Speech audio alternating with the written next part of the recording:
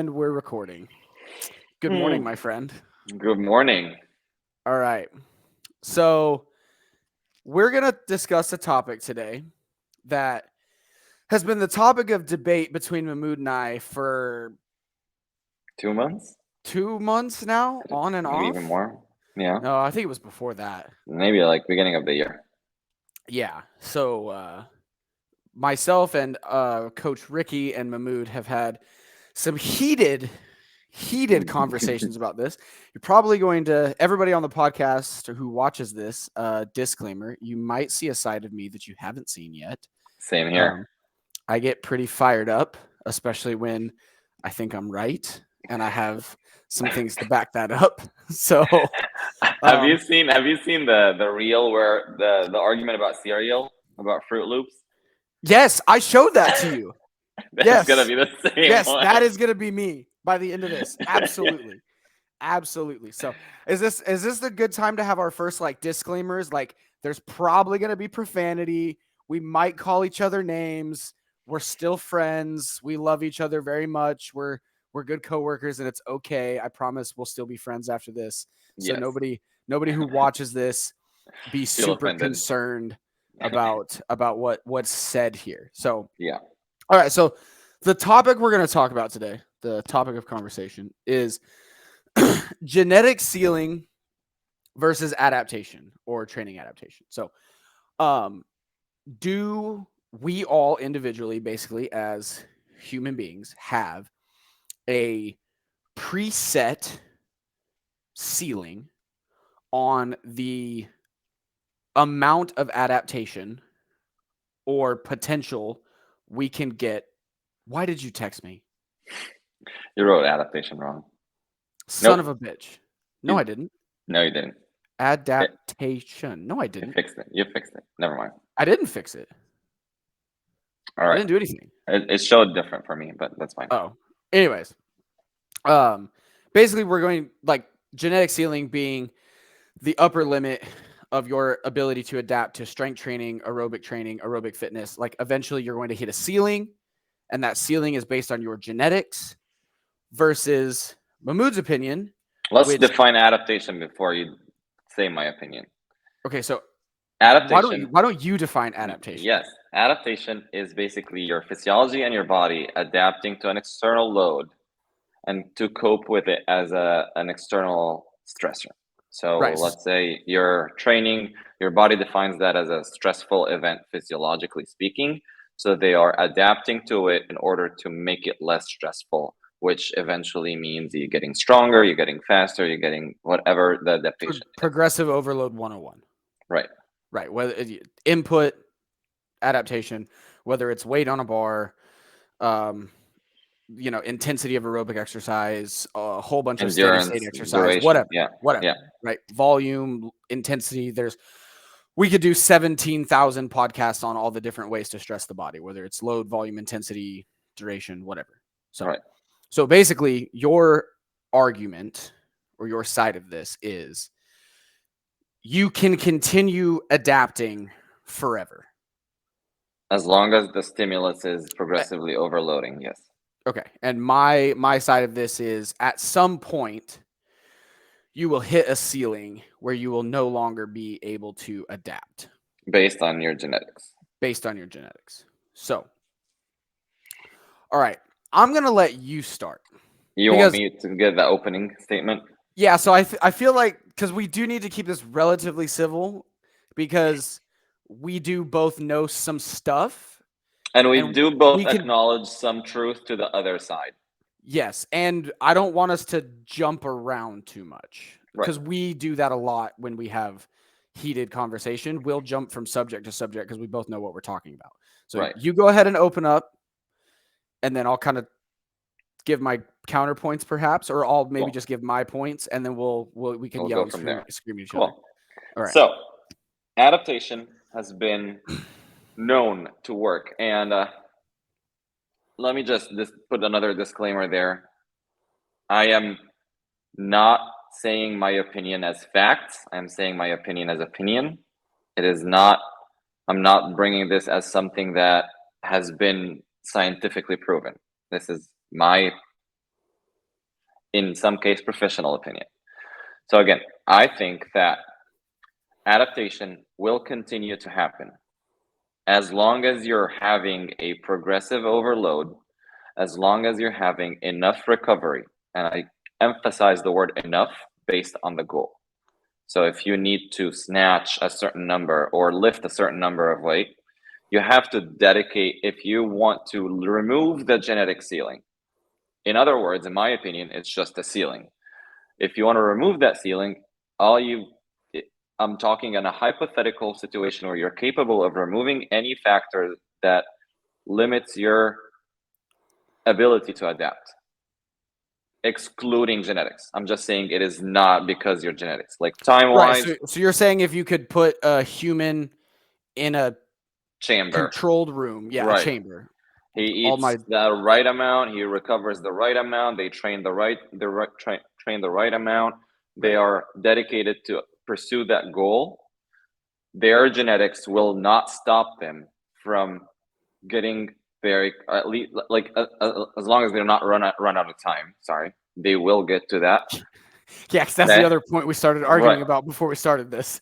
Yeah, I'm not saying like give them infinite time. If the time comes. Here's what I'm going to say though. I agree that there is a ceiling that limits the rate of progress. Podcast over. But not the ability to progress. So some people are going to get there faster than others based on their genetics. Well, it's also well known that as you reach higher levels of output, gaining more adaptation is harder. True. For Lasha to put 5 more kilos on his clean and jerk is going to take like 5 years, probably. Right. Versus somebody with a much younger training age or something, or they're just not as close to their genetic potential, then they'll be able to put 10 kilos on their clean and jerk or their snatch much, much quicker. Okay. Right. So again, I believe that, let's say I'll put myself as an example. If I put myself in a chamber and I say I am going to clean and jerk something that is way out of my reach right now, let's not put a number on it, and I say, okay, I'm going to attempt 100 more pounds than I can lift right now. Sure. Okay. As long as I don't die in the process, right? Let's say like within 10 to 20 years, it's not going to be fast. But if my sole goal is to do that, I will eventually get there. Okay. So I think, to be fair, because time is a true thing. And also, when I say time, I don't mean time in terms of like just the time. I mean time in the sense of, we know as the human body ages, it does not adapt as optimally to training stressors, right? Right. So that is a really important point in this conversation, because sure, in theory, possibly you could do that. But in 20 years, you're not going to have the hormonal system, the body that's capable of continuing to adapt at the rate you are now versus the rate you were then. So it's one of those things where I do think it's fair, even from your point, to say, if we were trying to measure genetic ceiling in a non-scientific manner without actual genetic testing, you probably would want to have an age limit cap. That's fair. And you would also need to equate for all kinds of things: training age, training stimulus, effort, nutrition. Like you said, basically need to put everybody in the Dragon Ball Z time chamber where all they do is work out and recover and sleep. And so this is a hard conversation to tease out. Optimize, yeah. Because environmental factors, and also there's the whole thing which we got into with Ricky that day about nature and nurture. Right, which is kind of like the other words to what we're using.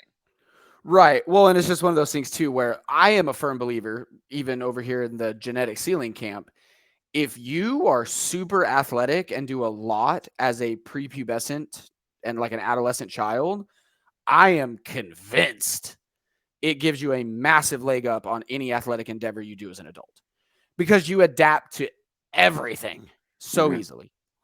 So that's one of those things too. The thing with genetic ceiling is like, in my opinion, most people won't even ever come close to it. Like most people won't even ever come close to it because they run out of road in their training or So and their life stressors and things like that aren't optimized and their nutrition is not optimized.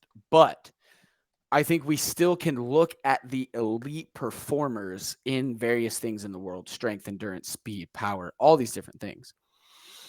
And we can see because those people are about as optimized as we can get. Like, sure, you could be like, yeah, maybe, you know, for all we know, you know, Lasha's chugging a bottle of vodka every night. I don't know.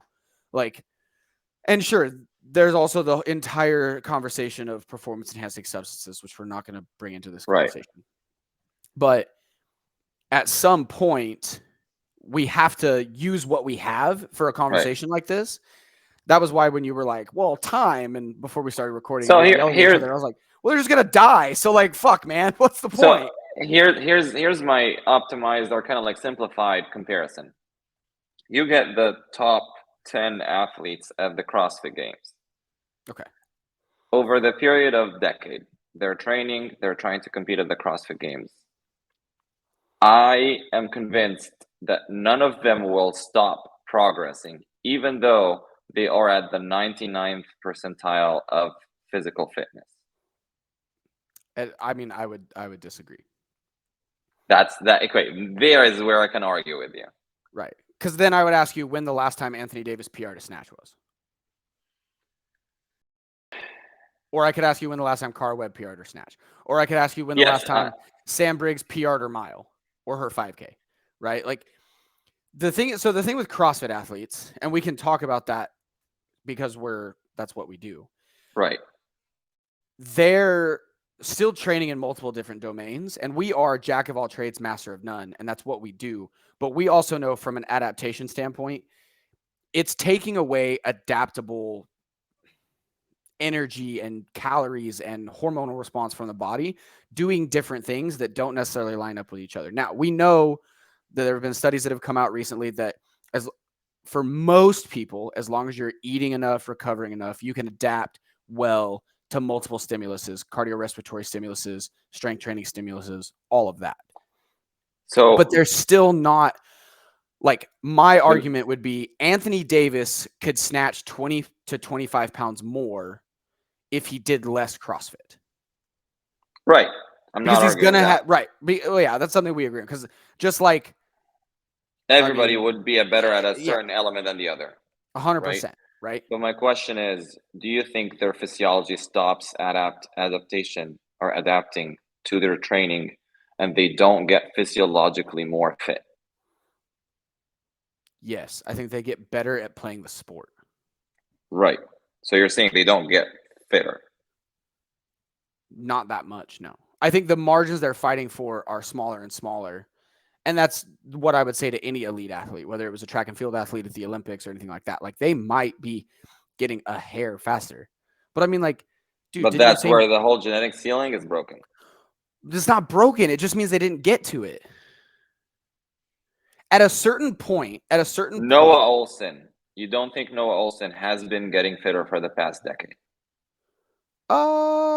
Fitter, yeah, but I don't think that he's gotten exponentially fitter and stronger. So I'm not saying exponentially, but was he already super fit in, I don't know, 2013, 2014? So my question to you would be, and this is referencing off the sport perspective, has Noah won?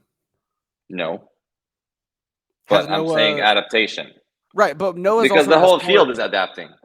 Sure, yeah. What's the guesstimated thing we always say? Like 2% a year. The field's getting 2% better a year, something like that. Yeah. So, but what I'm saying is those people are outliers. everybody we're talking about in this conversation is outliers. They are also as close as you can get to the presumed genetic ceiling. Sure, but that doesn't mean it's not there. But no, that's why I'm choosing them, because they're close enough to their genetic ceiling, if it's there, to say, okay, they should stop at some point without having to, because of an injury or something like that, or having a family. So, and that's actually an important point that is kind of one of, I guess this will be one of the first points I'll bring up, is when I say genetic ceiling, I don't literally mean it's just like their body will stop adapting to a training stressor.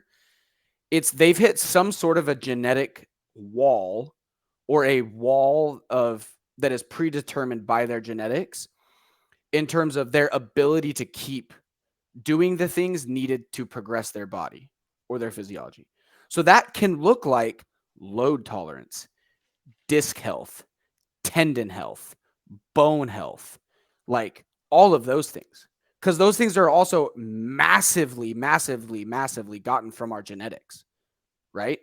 So, yeah, we are the sum of fucking number 1 and number 2 who made us, and then all the ones that came before that, right? So, that's an important thing in the sense of like, sure, if we could just never have people's tendons go out and like tendon loading and all that stuff, but at a certain point, there's something in the system that's going to give and keep people from being able to keep doing the things that they need to do to progress. Because we know the better you get, you need more stimulus, right, to keep getting more adaptation. So eventually something's going to give in the system, and that, in my opinion, falls in line with that genetic potential. I think that is where that would rear its head for most elite athletes. Would not actually be their muscular or their skeletal muscular or their cardiorespiratory system's ability to adapt to a stimulus, but they're going to start to have the issue of injuries and load and all of those things. I think most general athletes, those things happen to them because they're not doing the lifestyle stuff, and they just truly can never put in enough training to get to their genetic ceiling. Does that make sense? Yeah. Okay. All right. So I'm going to show you my screen now because I came prepared. Cool. Disclaimer, this is the first time trying to screen share me on here. So if this is a utter catastrophe, I apologize to everybody who watches this, and so sorry. So I found this before our podcast today. This is, I think I need to go to the screen to move it. Is it moving on your screen? Yeah. Okay. So I'm just going to read it from here. This is just the abstract. I didn't have time to go to the full article. Genes and athletic performance and update. This was in 2016, so I wouldn't call it old yet, but it's not super current, as a disclaimer to the research that I did find. So humans vary in their ability to achieve success in sport, blah, blah, blah, blah, blah. In the past 19 years, at least 155 genetic markers located within almost all chromosomes and mitochondrial DNA were found to be linked to elite athlete status. 93 endurance-related genetic markers, 62 power and strength-related genetic markers, 41 were identified within the last 2 years by performing genome-wide association studies of African American, Jamaican, Japanese, and Russian athletes, including that GWASS's, I guess that's how you say that, represent a promising and productive way to study sports-related phenotypes. Of note, 31 genetic markers have shown positive association with athlete status in at least 2 studies, and 12 of them in 3 or more studies. Conversely, because that's science, the significance of 29 markers was not replicated in at least 1 study, raising the possibility that several findings might be false positive. Future research, including multi-center GWASS's and whole genome sequencing in large cohorts of athletes, will, with further validation and replication, will substantially contribute to the discovery of large numbers of the causal genetic variants that would partly explain the heritability of athlete status and related phenotypes. So Now the question is, can I figure out how to make that go away? Yes. Boom. Okay. So these guys did a study. And they did genetic sequencing on some of these athletes, and they found similar genetic markers in their DNA on their fucking chromosomes that was similar in elite endurance athletes, power and strength athletes, and all this, that, and the other. Okay. That therein partially shows the validity of an argument for a genetic ceiling. Because guess what? If you don't have some of those markers, your ceiling's probably lower. And you're probably not an elite athlete in one of those domains. Right? So, and to be fair, to my own point, they did not replicate all of those in all of those studies. I'm going to ask one question here. What does a genetic marker entail? Oh my God. Answer your own question. No, I'm asking. You're asking? All right. Because a genetic marker is not a gene per se. A gene or short sequencing of DNA used to identify a chromosome or locate other genes on the genetic map. So it is a gene. Right, used to identify a chromosome or locate another genetic map. So I'm just questioning, like, I guess we need to dive into the article a little bit more about what. So basically, those athletes shared a similar short sequence of DNA or genes on their chromosomes within the genetic map. I'm not questioning that part. I'm questioning, like, what does that sequence entail to functionality? Okay, well, I'm here to Right, I remind know. we're coaches, not geneticists. We're diving into science. All right. I'm just saying, like, I understand that, and they made it very clear it wasn't very confirmed or anything, and that future research needs to be done. It was an association, so that's what I'm questioning, basically. Like, does that actually say that it is because of those short sequences they are athletes, or do they just share random? Well, they did say sequences? elite athletes, so right. Did those elite genes happen due to a mutation? Did they not? So again, and this is where, like I said earlier, for the people, there's a whole conversation of nature versus nurture here. Right. And then would it be like something they were born with, or was it epigenetics and it was just something that was chosen along the way? Right? Because there's a lot of possibilities. I'm not shooting the theory down. I'm just like raising more questions about what does the study really tell us. Right. And I mean, that's typically how science goes, is you get some answers and a shitload more questions. Right. Right. But that's not to say, like, what they're discovering doesn't. No, it has value for sure. Yeah. A certain direction. Right. Right. So to me, my biggest crux of this is I do believe we get most of our potential. And there's other places where I've read about this. I told Mahmoud I literally found it in one of my college textbooks where it was talking about genetic ceiling being heritable. But just because I think a good takeaway, because we've already been doing this for 25 minutes and we could literally argue with each other for 5 hours on this probably, is you brought up a good point, which I think is good to discuss for athletes, which is, well, if I have a genetic ceiling, what's the point? Which I think is a valid question. But my answer to that would be, and I am definitely somebody who, like, I read a lot of stoicism. I'm okay with, like, hard truths and stuff like that. Is like, okay, you have a genetic ceiling. Number one, you're probably not there.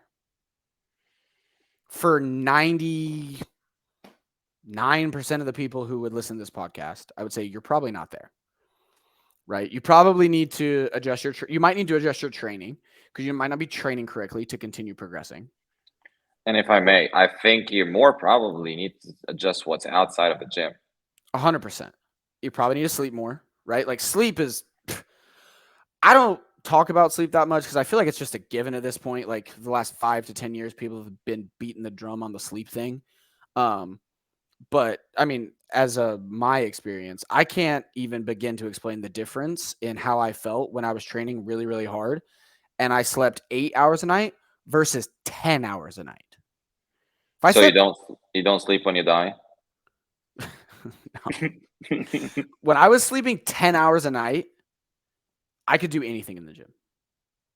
I could do volume, load, intensity, and I just Multiple recovered. pieces. And Yeah. I was also 25, eating a lot, pretty low stress life. So those things definitely mattered too. Right. But And that's where it all started for me when I heard somebody say, "Hey, I've hit my genetic ceiling." I was like, "What? You're like 29-year-old, yeah, pretty really fit. You just need to start eating better. You need to start prioritizing what's outside of the gym." right. So the other But thing I that would say, oh, sorry, go go ahead. ahead.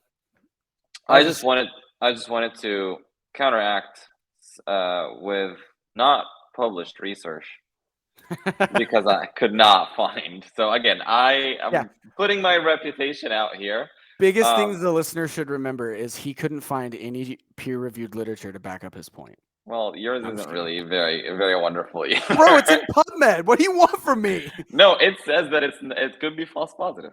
I There you found go. another one in Nature. Is that not good enough? It is good. It's great. I mean, I'm not God. denying their work, but their work says it could be false positive. I'm not denying their work. I'm denying you bringing it up. Your That's what I just association heard. with My so interpretation of the study. Got it. so I'm gonna try and share. I've never actually done that, so we'll see. But Just yeah. I'm bringing you feats of um strength. Can you see this? I still just see you. Oh, Send me the link and then I can pull it up. I got it. There we You go. got it? Can you see Okay, I this see now? it. Yeah, I Yeah. can see it and I'll show it. There you Yep. go. So basically, this article is not peer reviewed. It's not research to begin with. It is a example of people who were able to do uh, what just amazing feats of fitness at a very old age. Sure. So Yuichiro, I hope I'm already butchering his name, Mayura, he was at 80 years old in 2013. He became the oldest person to summit Mount Everest That's at dope. 80 years old. And he broke his own world record that he'd set in 2013, despite battling diabetes, undergoing 3 heart surgeries, and recovering from complicated operations to repair his shattered pelvis in the decade between the summit attempt. Okay, this isn't this isn't this isn't this this isn't like, hey, you can achieve things into early or late age. I'm just Mahmoud's saying the Mahmoud's genetic just ceiling here is pretty low. no, this has nothing to do with genetics. Like Mahmoud's just pulling up this article and he's like, look at this hard motherfucker. I'm Like just saying. this dude said, you all are bitches and your genetic ceiling is whack because I've got a jacked up hip and 3 heart surgeries and just climbed Everest, pussies. That's hilarious. What a stud. moreover, this lady here is named Sister Madonna Buder, and she left congregation in 1970. In 1977, she entered her first running race. She was 50, 55. Yeah. And then after that, she joined a running club where she learned about the Ironman triathlon in Hawaii, At right? 52. At 52, she competed her first triathlon. She was hooked practicing on her nephew's bike. She competed in the event in 2005, 75 years of age, earning her nickname Iron Nun. She's the oldest woman to ever finish the notorious events, which consists of 2.4-mile swim, 100-mile bike ride, and 26.2. The next year, she beat her own record just before the 17-hour cutoff time, and she's now in the USA Triathlon Hall of Fame since 2014. That's crazy. That's dope. Moving on, Tao Oh my God, how many Porchon people Lynch. are there? Five people. Oh, okay. She is, I'm just going to cut this to the point, practiced yoga for more than 70 years. She is currently 98 years old, and last year she earned a spot in the Guinness Book of Records as the world's oldest yoga teacher. She guides a 90-minute practice in New York, and it Are we combines gonna different yoga styles. Are we gonna call yoga elite performance? I'm just saying I it is mean, I different don't. I approaches. All right, I'm gonna come to I'm you gonna where get a you bunch of want. hateful. No, it's fine. I'm gonna get a bunch Here of we hateful go. comments from the yogis. I didn't mean it bad. I'm just saying. At this Stretching. point of your life, it is an elite performance. I'm fair. Harriet Thompson, 92-year-old woman, crossed the finish line at the Rock and Roll San Diego Marathon, becoming the oldest woman to finish a marathon. The year prior, she'd beaten the 90 to 94 age group world record by more than 2 hours. She beat the record by 2 hours at 7:07. If Okay. that is not limit or genetic No. ceiling, I'm gonna rest my case there. I'm gonna stop sharing. I think I'm No. back. There we Yeah. go. I'll fix the screen. All right. So what I'm gonna say to that is that's not an accurate representation of people's genetic ceiling because they're fucking old.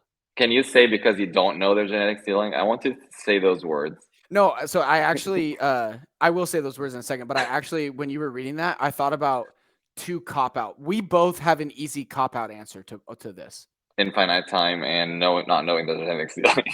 Mine is they never reached, they just didn't get there. Yeah, And then yours is, well, we don't know it's there. yeah.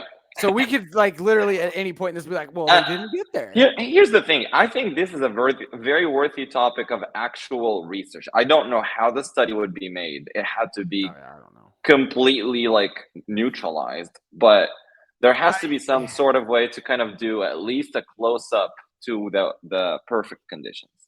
it's the problem is to yeah, but then yes, it would be incredibly fascinating.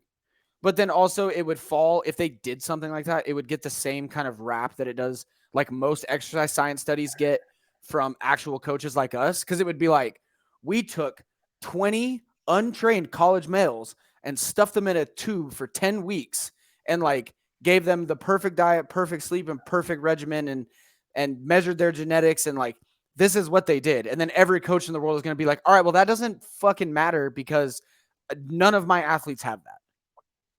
So Right, like and that's why like I thought about that if they could sign a deal with any organization where I don't know, people who are newer to the sport are being signed on that study and just follow them through for the next 10 years and yeah.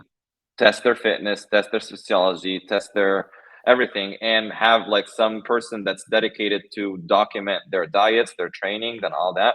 It'll be a very big study, Well, probably overfunded, but it will one of tell the us the answer. studies that I found, they were talking about doing Mendelian randomization Hmm. studies on this stuff, which that would probably be the next best way to do it because there is a large enough cohort of really elite athletes on the planet that you Hmm. could do that with Right.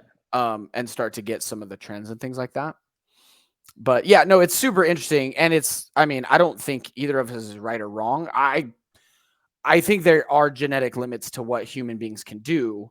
I think we are the most adaptable species on the planet. You look at, you know, the old dude who went up Everest with like no lower half, and then you have like Eddie Hall who deadlifted over 1,000 pounds or 1,100 pounds or whatever, and then you have, you know, the sub 2 hour marathon. Like we can achieve a lot with our Hmm. bodies, but we also have to be honest, I think, and say most of those people are outliers.